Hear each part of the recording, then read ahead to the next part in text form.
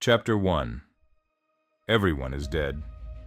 The protagonist, Anne, the strongest warrior of humanity, the one considered the last hope of mankind, lies among the ruins, gravely wounded, feeling life slowly slipping away from his body. He thought he had won. He thought he had destroyed all 7th-rank demons. But hidden within the Guan obelisks were threats far worse than he could have ever imagined. It turned out that 8th-ranked demons had been lurking there, beings whose power was incomparably greater than anything humanity had faced before, and realizes the terrifying truth. Humans never truly understood how powerful the demons were. He believed he knew his enemies, believed he could defeat them. But now, as he teeters on the edge of life and death, the horrifying reality unfolds before him. They were all wrong. This was his fault. He was not worthy of the title strongest warrior. His pride, his blind confidence in his own strength, led to the deaths of everyone who believed in him. And now, the demons are looking at him. He had killed many of them, and now they want to tear him apart. Darkness engulfs the hero, and thinks, so this is death. But suddenly, light, a shocking awakening, a voice. Stand at attention, rookies, and flinches. His eyes snap open. Before him stand rows of people in uniform. Where is he? What is happening? He was supposed to die, yet now he stands here, alive. What? Where am I? His thoughts are jumbled. This isn't a dream. Everything feels too real. But the greatest shock comes when he touches his face. This isn't his face. Where is his rugged, battle-worn appearance? Where is his muscular body, hardened by endless battles? He looks different, weaker, younger. Who is he now? What happened to his real body? He is in the city of Holosi. A voice booms around him, the voice of Holosi's third captain, Yaodan, who begins explaining the history of the warrior's trial and what it truly means to be a warrior. For years, humanity has lived under the threat of demons that came with the 6 massive Guan obelisks, which fell from the sky in the year 3069. From these obelisks emerged ruthless creatures, mercilessly destroying everything in their path. Humanity barely survived the struggle, but eventually they developed a unique method to fight back, the fusion technique. By using demon cores, warriors could temporarily gain enough strength to battle these monsters. 60 years ago, An himself, the greatest warrior of all, led the final assault against the demons. The battle lasted for weeks. The sky darkened from the never-ending clashes. In the end, humanity triumphed, and the remaining demons were too weak to pose a threat. Thus began 60 years of peace, a shocking truth. And finally understands. He has been transported 60 years into the future. But the official records say that An died in battle against 7th-ranked demons. However, he knows the truth. The enemy was far stronger. They were the 8th-rank demons. What really happened? Why did humanity never learn the truth? The protagonist wonders.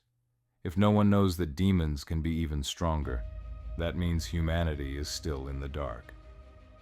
They are not prepared for another war, and realizes that this time-traveling phenomenon might be his second chance, a new name, a new life. His thoughts are interrupted by Captain Yaodan's voice. State your name! And freezes. Should he tell the truth? Would anyone believe that he is the legendary warrior from the past, thrown 60 years into the future? He hesitates. My name is... But before he can answer, Yaodan bursts into laughter. Ha, no way. You're named after the great warrior, an exclamation mark. Anne realizes that no one even considers the possibility that he could be the legendary warrior. His body is weak now, he has lost his former strength, and that means no one will take his words seriously. When the captain swings his fist, Anne tries to dodge, but he's too slow. He really is weak. but he won't let that last for long. The captain declares that at the upcoming Warriors trial, he will personally keep an eye on this weak soldier. Then Ziyaodan makes an announcement for all to hear. Prepare for the physical exam! Double asterisk. Chapter 2. And regains consciousness after the captain's strike. His body is nothing like what he had in his previous life. Once, he was humanity's strongest warrior. Now, he's just an ordinary cadet, the subject of everyone's ridicule. The first to speak to him is a cadet named Lancino, an energetic and friendly recruit. He tries to cheer Anne up. You okay? The protagonist, still struggling to grasp his new reality, simply nods in response. So, your name is really Anne. That's a rare name. Nice to meet you. Before Anne can reply, their conversation is interrupted by a girl. She speaks in a cold, sharp tone. How dare you take the name Anne? Do you think having the same name makes you just as strong? This is Situ Liu, one of the Academy's most promising cadets. She comes from a powerful martial arts clan with immense influence in Helosi. People call her the Unspeaking Princess, because she almost never shows emotion. And tries to remember why her name sounds familiar, but the memory eludes him. Before he can think further, another cadet suddenly joins the conversation. Suiju Yuhui. She grins and casually snaps a picture of Anne and Lan. Oh, don't mind me, just capturing a beautiful moment of brotherly bonding. Wait, did you just take a photo of us? Yup. Anne sighs. Another strange person in this squad. The first trial begins. The first test is an all-endurance run. Anne is confident. He once ran for days without rest. He starts the race with enthusiasm, but within minutes, his body betrays him. His muscles give out under the strain, and he barely manages to reach the finish line. Dead last. And last place. You've set a new Academy record for the worst performance. Laughter erupts around him, and can't believe his eyes. How is this possible? The next trial, grip strength test. Anne gives it his all, but Anne, last place. He even strains his wrist, adding further humiliation to his failure. The final test, long jump. Anne, trial complete, last place. More laughter. The cadet can't believe it. I'm going to get kicked out, he mutters under his breath. Captain Yaodan reviews the results and makes a decision. His performance is pathetic, but he still qualifies for the second stage. The second trial, fusion compatibility test. This is Anne's only hope. 60 years ago, his synchronization rate was 96%. His body may be weak now, but synchronization depends on willpower. One by one, the cadets take the test. First up is Situ Liu. The entire squad watches in anticipation. Synchronization rate, 39%. Wow, that's the highest score this year. The cadets admire her strength. She has been training since childhood, honing her skills every day. Lancino is particularly impressed. She's strong, both in body and spirit. I could feel the pressure of her presence just standing near her. Anne agrees and casually mentions that he's used to that kind of power. Lan looks at his new friend with surprise. During this trial, first-time participants often experience pain. The body undergoes intense strain as it struggles to absorb power from a demon core. Many cadets fail due to the pain, unable to endure it. The edge of minimum passing rate is usually 10%. Anything lower means automatic failure. Some results shock the spectators. Among them is Suiju Yuhui. She scores 30%. In total, 6 cadets score above 30%. Compared to other Class C cities, Helosi's recruits are exceptionally talented. Anne's turn. Whispers ripple through the crowd. Anne, he failed every other test. If his physical body was that weak, what's going to happen now? Anne smirks. You've never seen real synchronization before. Get ready, this is going to be a show. He steps forward. The trial begins. Chapter 3. After choosing the red core and immersed himself in the fusion process, he knew that these cores were divided into 6 types, with the most common being red, yellow, green, and blue. Red cores grant strength. Yellow cores provide defense. Green cores have healing properties. Blue cores enhance speed and agility. There were also rare cores.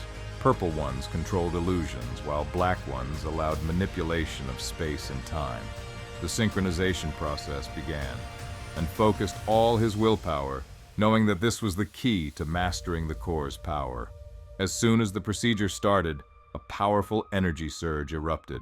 The surrounding cadets and observers turned in shock. Something unusual was happening. His synchronization rate skyrocketed. 40%, 50%, 60%, 70%. The captain and his assistants exchanged worried glances.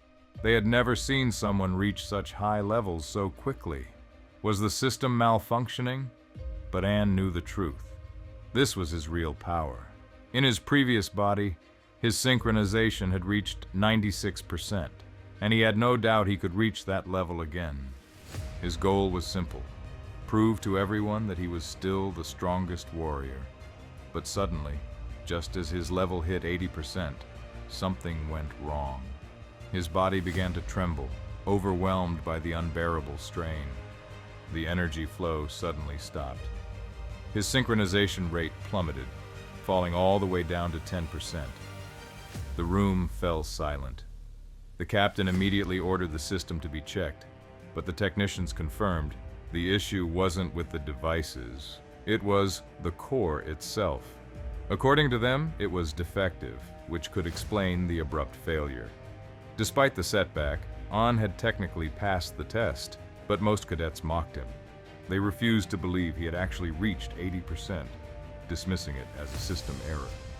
Some even suspected he had cheated or received special assistance. But Anne knew the truth. If it weren't for this weak body he was now trapped in, he could have reached an even higher level with ease. The final trial. Exhausted and retreated to the rest area, trying to analyze what had happened. Never before had his energy simply vanished. This meant there was a deeper issue he had yet to understand. Suddenly, a commanding voice echoed through the academy halls. "Attention! Stand at attention!" The cadets snapped into formation, awaiting further orders.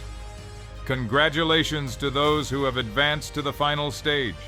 This trial will be a live combat exercise. You will face a real demon in battle.